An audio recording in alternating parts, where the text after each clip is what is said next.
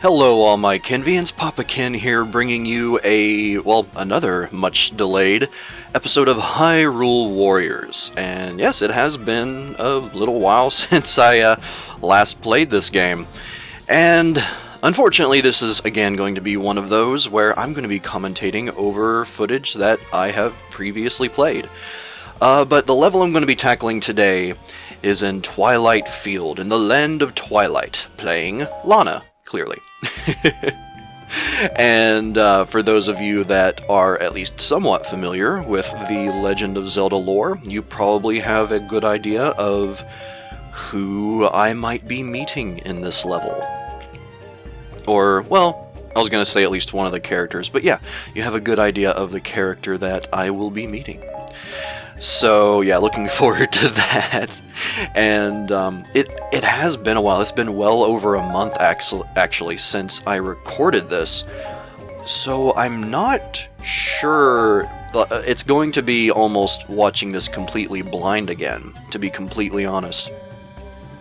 And one thing I am going to start introducing to these videos is if there are any periods of just long silence or maybe just not much action going on, I will most likely cut that out, unless I have something interesting to say, which, you know, is debatable depending on, you know, how you feel about my commentary. I know from my personal perspective it can be questionable at times. But yeah, right here I'm just going through the badge market and establishing some upgrades. I don't know how much more of it will be in here, but I might end up skipping past that because it is quite invigorating. Yeah, I don't know why I would want to skip past it, to be completely honest. It seems it's just so invigorating and just has you ready to go. Yeah, I'll skip by this.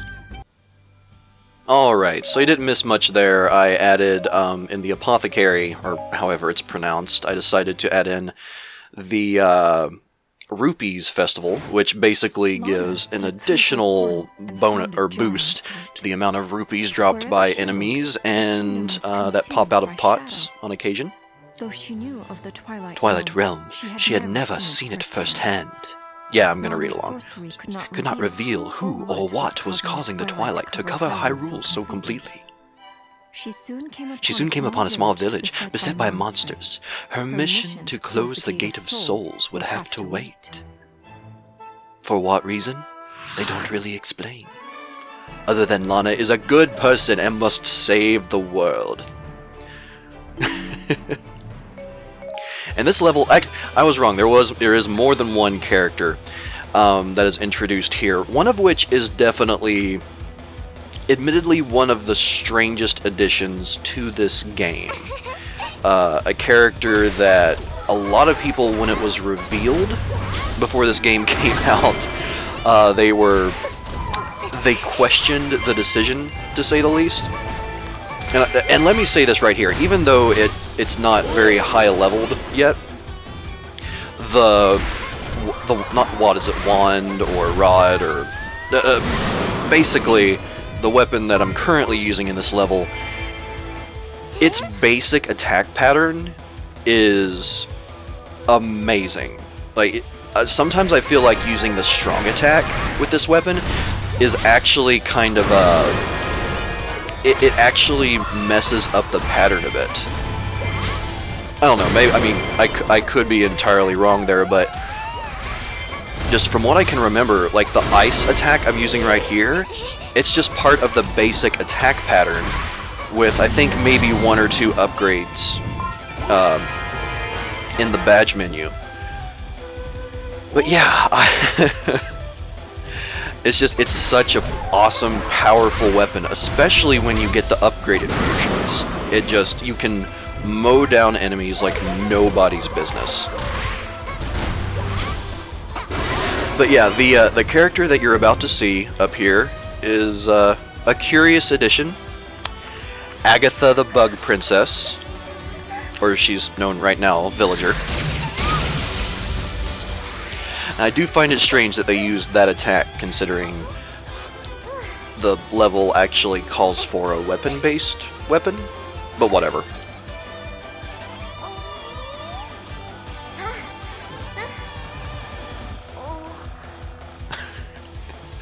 I know that the characters, or rather, I know that Link is the silent protagonist who only communicates through grunts and yells and screams, and then also through his little fairy friend in this game called Proxy. But I don't completely understand why they didn't add voices, like actual voices, for this game. I might have mentioned that in a previous video. And I do find it interesting that they hold that they don't hold that scene off until after you've cleared out some of the enemies in here. I don't know, maybe it's just a Great Deku Tree. It's just a personal pet peeve, but it's just kind of like, oh, okay, we've had that entire conversation.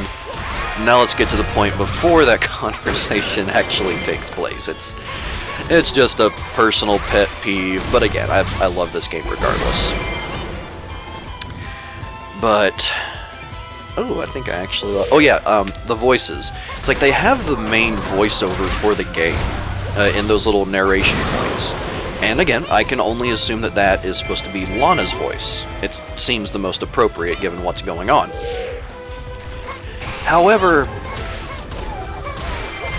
it's just so strange to be reading all the text, because at certain points there is a large amount of text. And then the only way the characters themselves actually communicate is through laughs, chuckles, gasps.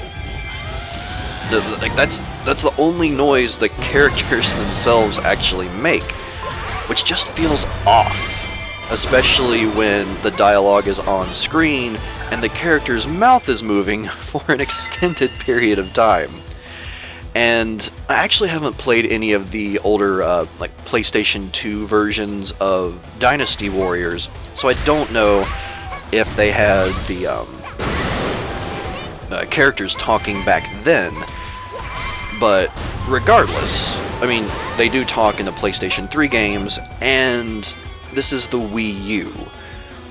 It's obvious that the game is capable of doing vocal performances, since the narration has it, so why isn't it in the game itself?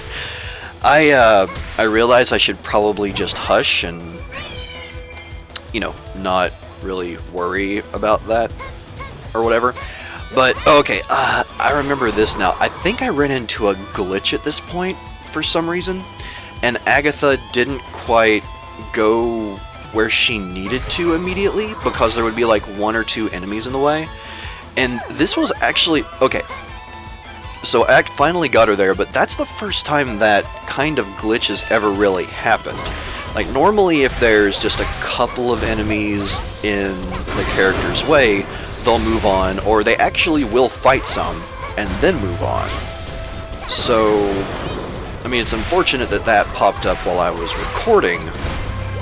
I just found that really strange that that was the only time it's actually occurred in this level. I mean, there have been times where I'm pretty sure some glitches have occurred in previous playthroughs, but, you know, I don't have video evidence of it. Alright, so I think at this point, it just kind of rolls down into, yeah, me just running through and taking over some different keeps. And it's funny how strong some of these enemies are, but certain ones, even when you get the weak point up, they don't lose a lot of health. But then you'll get to others, like the Eralthos, and like they can be at full health, but once their weak point comes up, they're down in 1, maybe 2 hits. And keep in mind, this is a low-level weapon I'm using right now. It's just normal difficulty, admittedly, but still, I find that strange. it's not problematic at all in my opinion, because it keeps the flow of things moving. Because honestly, one of the worst things you can run into is like trying to get somewhere really fast and you have to take down a strong enemy, and you have to get them in their weak point like 8 times before you can finally take them down. And that's just in normal mode. Not referring to just bosses, of course. Bosses have their own rules, and it's expected that they will take a long time to take down. Yeah, that's one of those examples of using the strong attack in the combos that just... I mean, it hits for a longer range, obviously, but it's very narrow and doesn't have the knockback that the ice attack does. Let's see, what was... Maybe at this point I was trying to go see if I could attack Sia? Or, I don't know, something along those lines. It's honestly quite confusing at this point, but depending on what happens, I may skip ahead until the next little plot point occurs. Because, again, as much as I love this game, it's hard to commentate over it afterward, because it is admittedly slightly repetitive. Don't really worry about that at the time of playing, but, you know, again, this being post-recording, vocal recording, it's a lot more obvious for me. So, yeah. Yeah, I will fast forward to the next plot point, and we'll see what happens. Running around at the speed of sound. She's not Sonic, but she's got blue hair.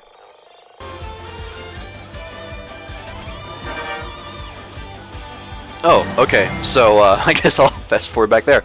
Apparently, I, moved away too soon, and it couldn't really proceed until I was back in that area, so... That probably wasn't a glitch so much. Midna! The namesake of my little kitten. Ha ha ha ha.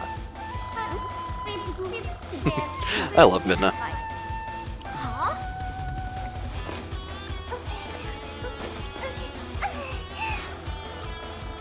Oh yeah, back to Agatha. I remember I was talking about her earlier.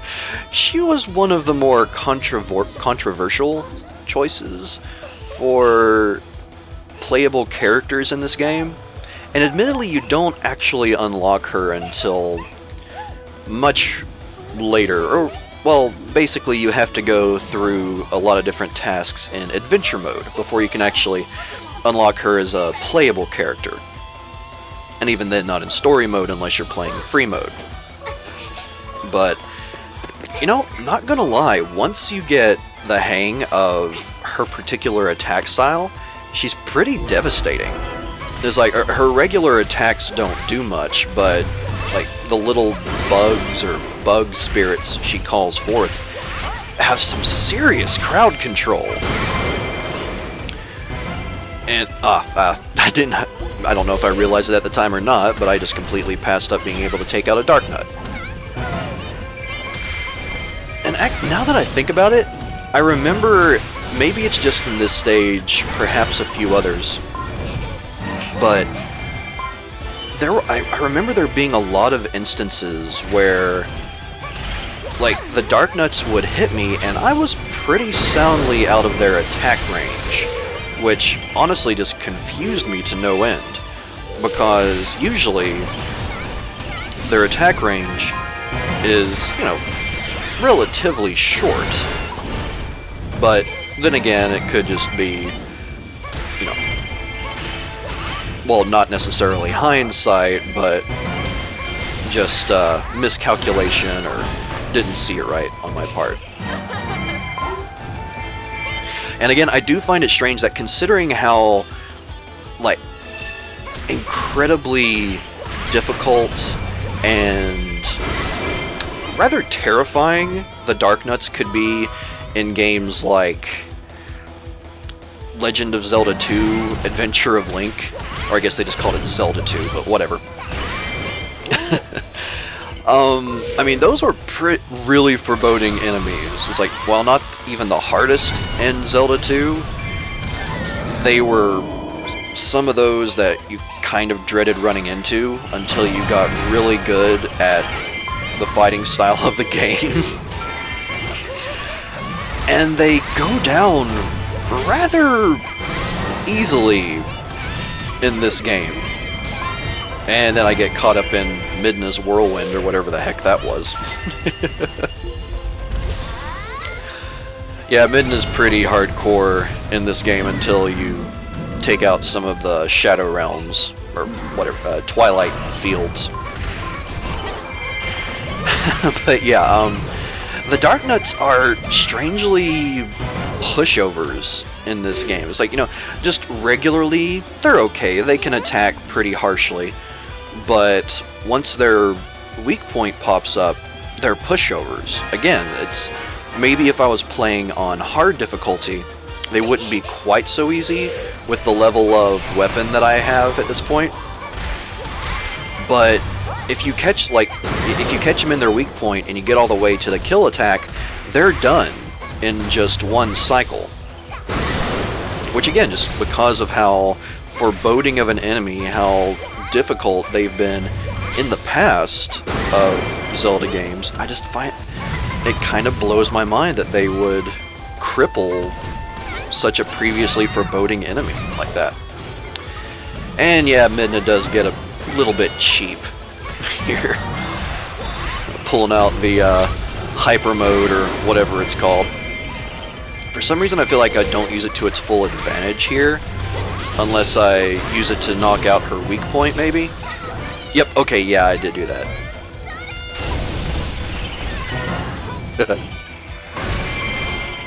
Oh, do I get the weak point? I do get the weak point, nice. Boom. So, if I remember correctly, and I don't know, I can't remember if I actually get the medal on this one, but one of the possible tasks for this level is to take out Midna before she reaches Sia. And, well, obviously I managed to do it here, just because of how I've been used to this level quite a bit.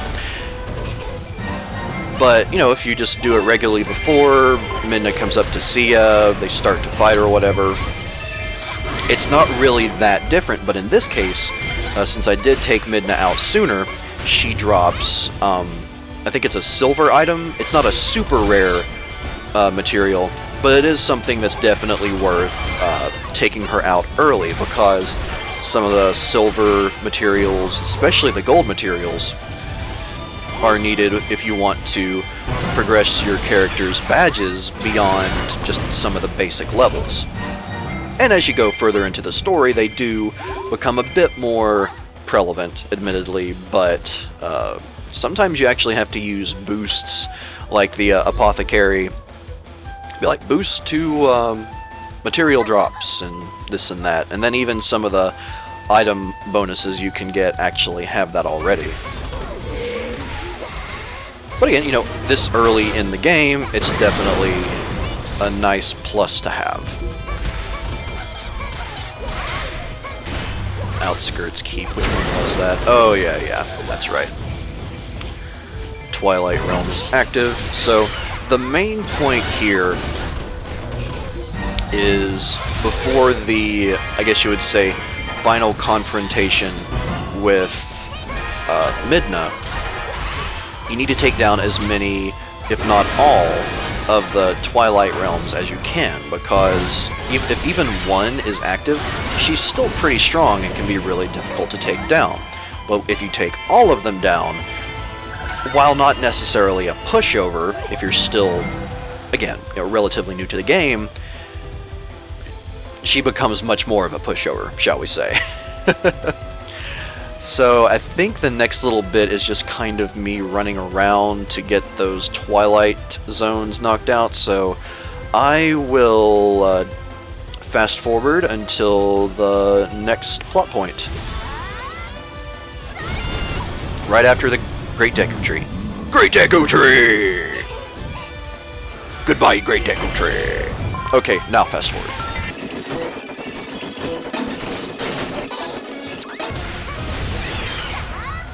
Random little funny thing here. I find it hilarious that they are called dark nuts. Like, you know, dark nut to begin with, but dark nut. Come on.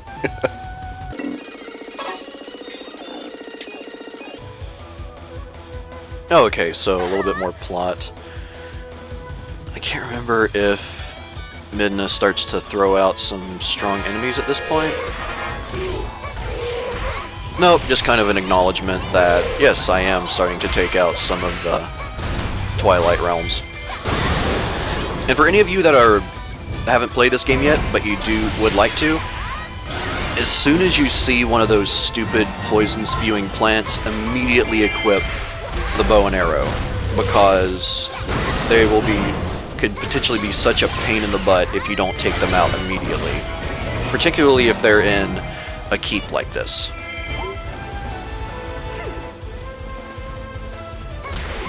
So the Twilight's all gone, is it? Aren't you clever? Okay, so yeah, at this point... Oh, okay. Oh, so there is Midna. Right. And then she disappears back to her main keep, which is actually the last place that actually contains Twilight. Ooh, forgot about this. Is this a piece of heart, or is it actually like a weapon? Can't remember exactly. Oh, piece of heart. There we go.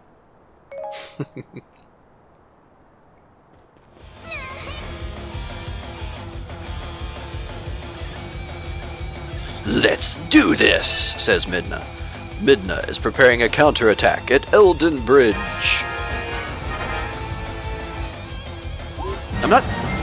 does it really count as a counterattack if you're waiting on them there? I don't know. I feel like every time I've seen that pop up, it's just like they're preparing a counterattack. And it's like, okay, so are they planning to strike out if I don't get there in time?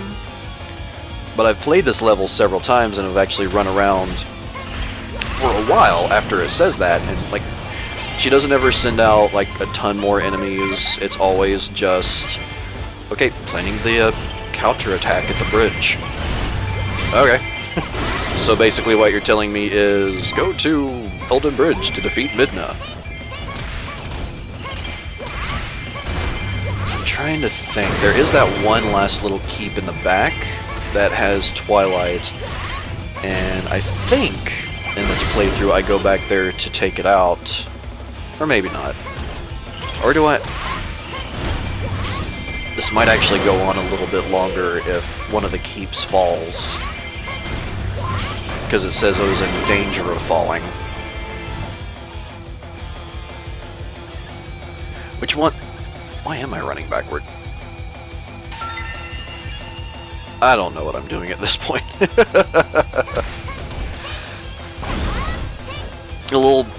It's such a strange little attack, but admit it, again, if you're in a narrow corridor, it can be pretty effective.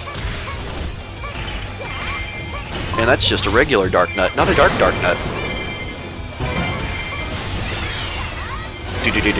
Boom! And dead.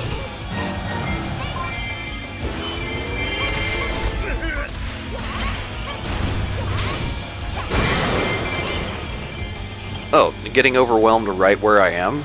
Really?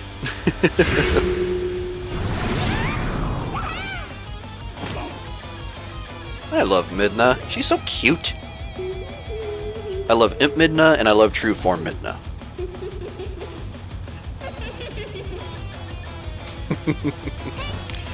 Alright, so... Oh, yeah. Oh, okay, it's not blocked off. I do go in there to take out the keep.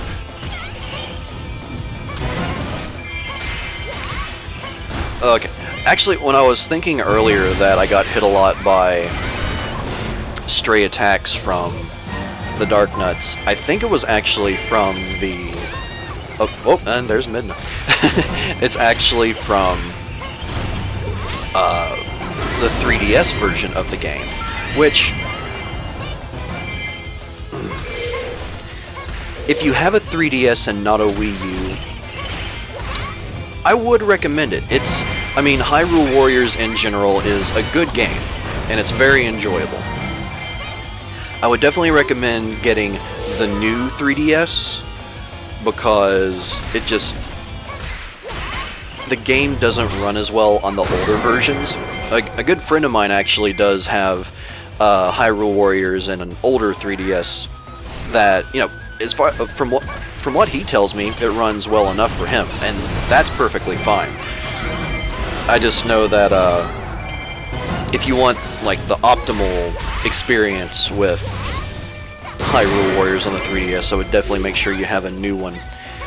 But there are certain little aspects of it that don't feel as natural as they do here on the Wii U version. And for some reason, despite the fact that she's like 2/3 of the way gone, I decide to run down here and clear out that keep.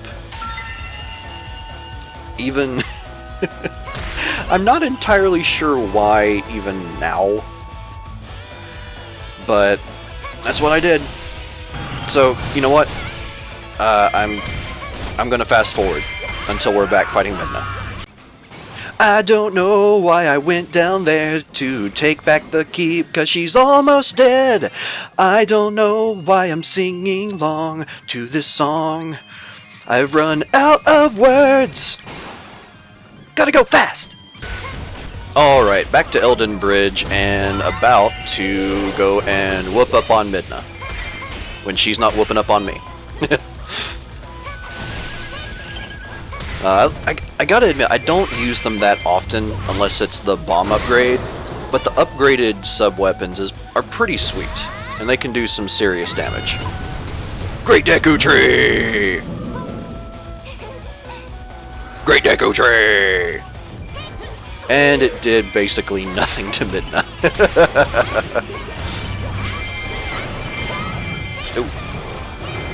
And for the most part, the camera in this game is honestly pretty good, but when you get into some of the tighter areas, it can be a bit of an issue, just because it doesn't work with the transparency. There we go, now she's down. So there we go, Midna has been defeated, and now a conversation will take place between Lana and Midna and Agatha as to the big misunderstanding and the fact that we're not in fact on Sia's side.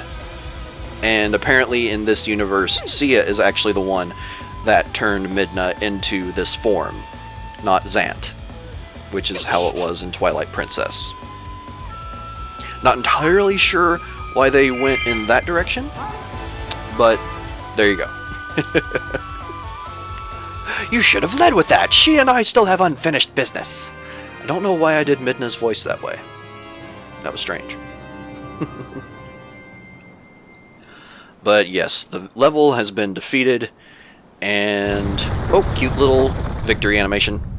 Great Deku Tree! Lana and the Great Deku Tree!